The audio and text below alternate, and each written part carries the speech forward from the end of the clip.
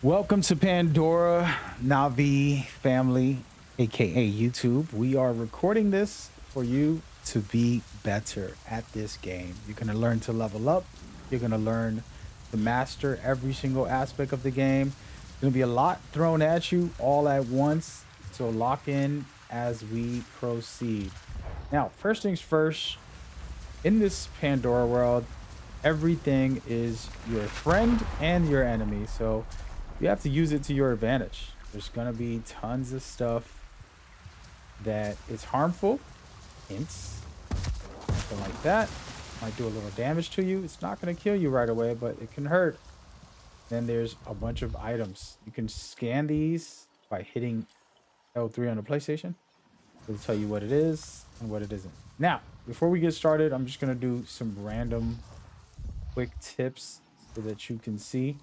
Right in here, and you pick these up right here. These are health patches, right? You're gonna get three to start off, and you want to just stop by every time you're walking by one. Make sure you're fully decked out, and I am fully decked out, so there's no worries on that. But the point is, you do that, and you're going to succeed a lot better. Okay, before we continue, the reason I'm starting with that is because you're going to traverse a lot, and traversing is very important. One of the biggest things is the jump button. With the jump button, you can see me dodge backwards, forwards, all that. Now, if I run and do it, the dodges are a lot further. Jump backwards really far. So in the middle of a fight with a weapon, you can do some special things and kind of dodge and roll and create your own mechanics. So just use the jump button while moving, and you're going to be able to survive a little better. Right, so there goes a combat tip. We're not going to get into combat heavily. If you guys want that, let me know. You guys know I'm great with the combat guides. But that's that, and that's the key. Now we're going to go to a settlement specifically to teach you how to level up very quickly, show you the ropes on some of it. The game doesn't have a simple system. Okay, this is a little different. It's very normal and different at the same time. So you have the standard skill tree, right? And how do you get skill points? We'll talk about that. We'll break it all the way down. But you have the standard skill tree, you have your ancestry skill tree, which is a secondary skill tree, more powerful skill tree.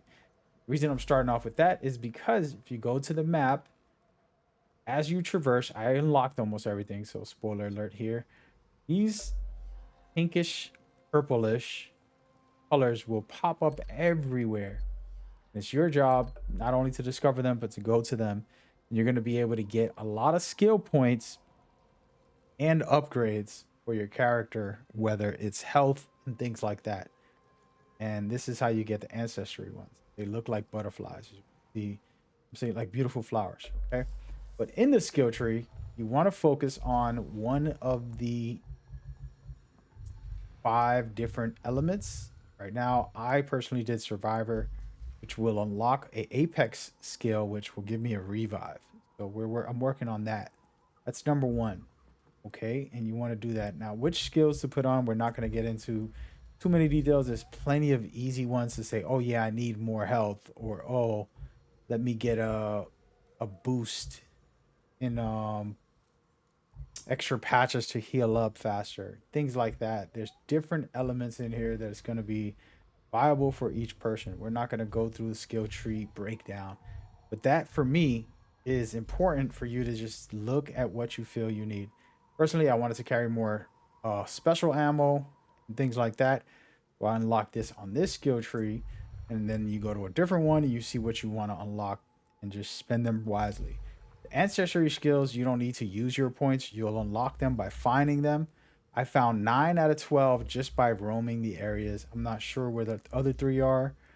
You have to get them as you progress throughout the story. I haven't even finished the story. So that's that when it comes to the skill tree. It's all about discovering areas, and you'll find points for ancestry skill unlocks. Right? Other thing is, of course, doing the main missions will help you as well. But that is separate from your actual leveling up. And this is why this is important. That's why I said it's a little bit of a different setup. You can't just level up by getting all your skills. I got a lot of skills, more than half, and I'm only level 13. How did I get to level 13? Well, it's all about your gear. The type of gear you put on is very important. There's different elements. If you know RPG games, they tend to have common and things like that. In this game, exquisite is the highest tier that you can get. As you can see, my heavy bow, my long bow, and my shotgun all have exquisite rarity. But things like my spear is pretty weak at the moment. And then, this is a basic. So I have to upgrade some of these things and do better as I go forward. With that in mind, same thing with the gear.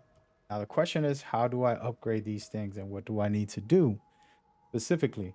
To break it down and to teach this, there's a couple of different things. Of course, you can find many in the world. And honestly speaking, there's a lot of good ones you could just go through the story and start getting. You don't have to worry about this at all. Unless you're like me and you really want to max out as much as possible, it's actually not necessary to worry about it too much, in my opinion. But if you are like me and you want to level up as fast as possible to be stronger and to be able to dominate when you get out there and you want to have fun doing so, I'm going to go ahead and show you a couple methods. First and foremost, there is an important factor right here to craft. You can get different books from doing missions, side missions, and just in general, you're going to be able to get things you can use. I want to upgrade this. I'm not going to do it right now, but let's just make believe I did. Guess what? I need to ping the materials that I need. As you can see right here, I just pinged them. And since I don't have the materials, I cannot make this specific headband. I do have the materials that are required for the bottom. The trick with this is there's common, and then there's the exquisite versions.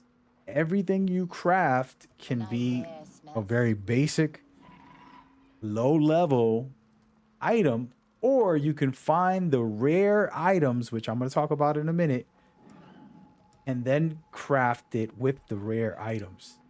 Okay, then that's going to be spectacular. And I promise you, you're going to want to do it that way.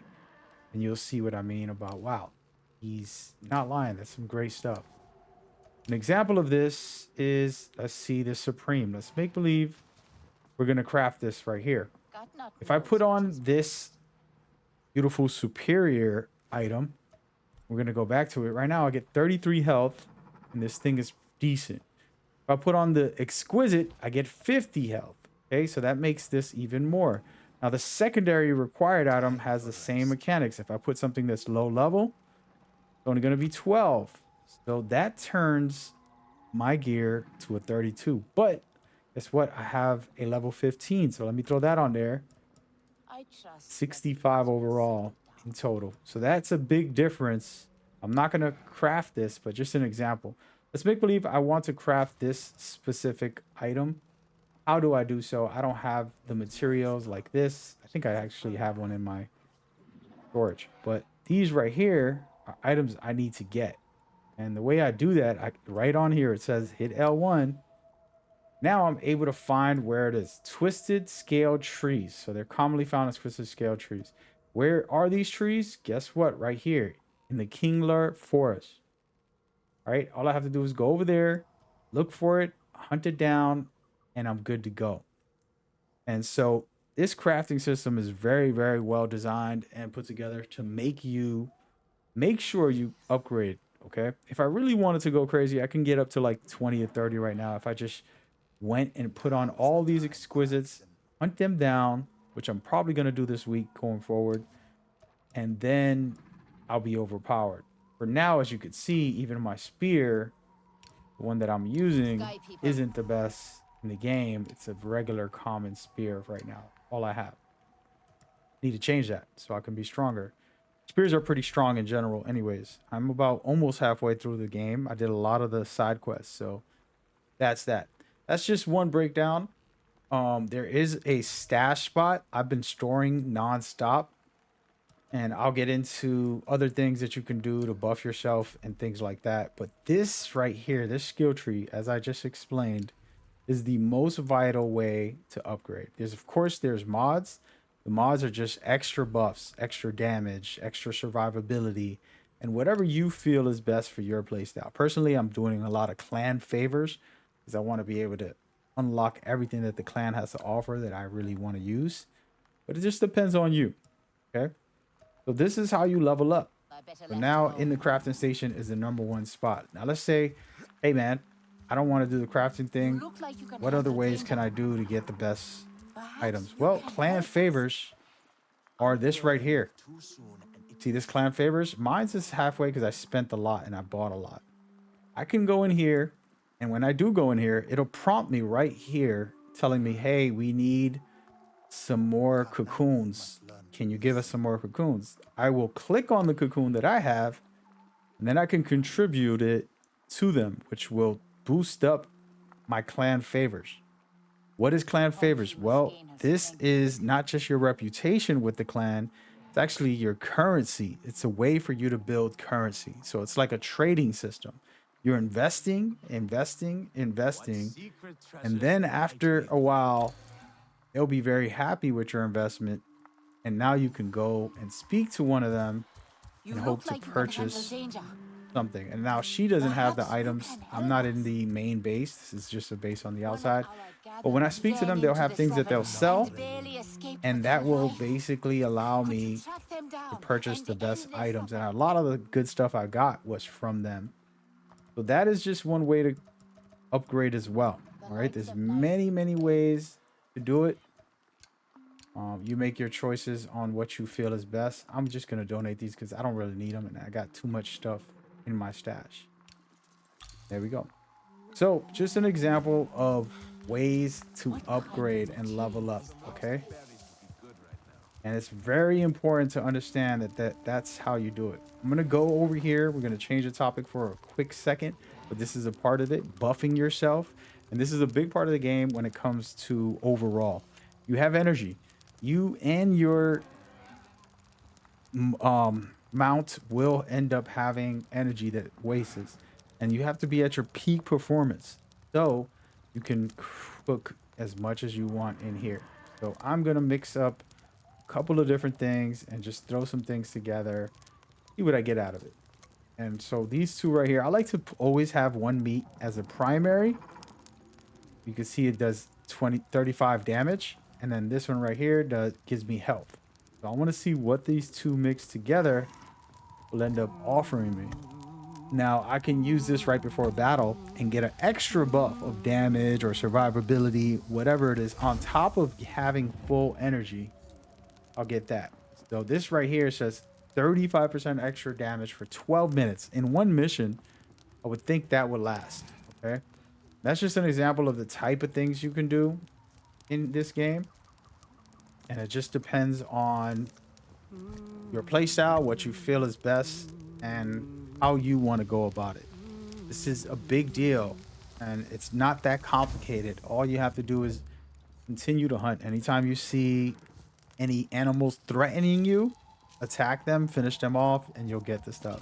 You don't have to kill wildlife too often and go out there guns blazing. It's not the Navi way, but you can go out there and take care of it as best as possible.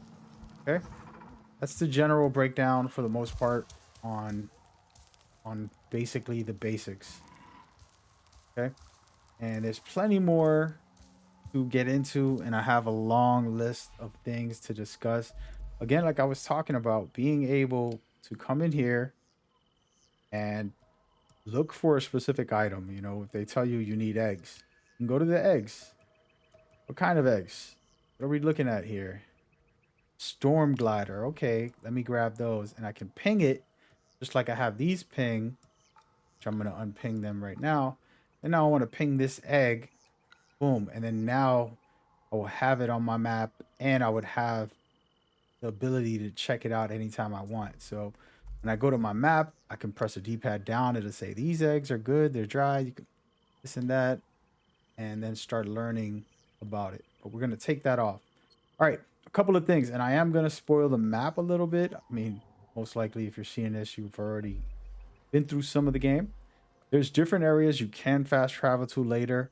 It's not worth fast traveling if it's close enough because you're gonna waste energy unless you have a lot of food.